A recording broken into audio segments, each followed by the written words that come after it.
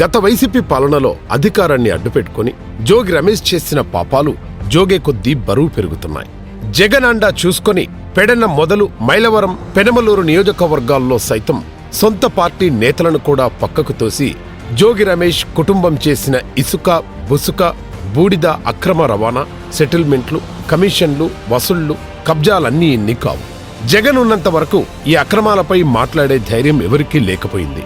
ఇప్పుడు పరిస్థితులు మారడంతో జోగి అక్రమాలపై ఫిర్యాదులు వస్తున్నాయి. అలా వచ్చిన ఒక ఫిర్యాదుపై దర్యాప్తు చేయగా సిఐడి అటాచ్మెంట్లో ఉన్న అగ్రిగోల్డ్ భూముల్ని జోగి రమేష్ కుటుంబం కబ్జా చేసినట్లు తెలిసింది. ఈ కబ్జాను ఎలా మొదలుపెట్టారు, ఎలా ముగించారో తెలుసుకుందాం. అగ్రిగోల్డ్ సంస్థకు విజయవాడ రూరల్లోని అంబాపురం గ్రామంలో సర్వే నంబర్ 87లో భూములున్నాయి. అయితే అగ్రిగోల్డ్ కేసులో ఈ భూములను సిఐడి అటాచ్మెంట్లోకి వచ్చాయి. 2018లో జీవో నెంబర్ 117, 2019లోని జీవో నెంబర్ 133లో ఈ ఆదేశాలు చాలా స్పష్టంగా ఉన్నాయి.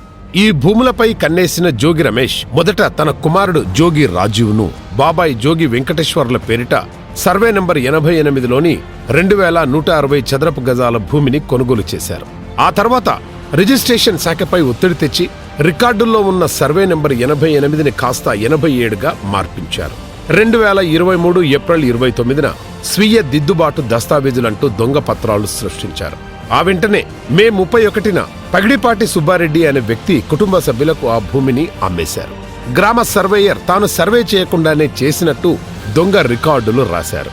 సర్వే సమయంలో సరిహద్దుదారులైన అద్దేపల్లి కిరణ్, రాంబాబులకు నోటీసులిచ్చి వాళ్లు కూడా నిర్ధారించినట్లు కట్టుకథలు అల్లారు. జోగి కుటుంబ అక్రమాలపై అగ్రిగోల్డ్ సంస్థ ఫిర్యాదుతో ఏసీబీ అధికారులు తీగలాగేసరికి డొంక మొత్తం కదిలింది. పూర్తి ఆధారాలతో ఏసీబీ అధికారులు జోగి రాజీవ్ను అరెస్టు చేశారు.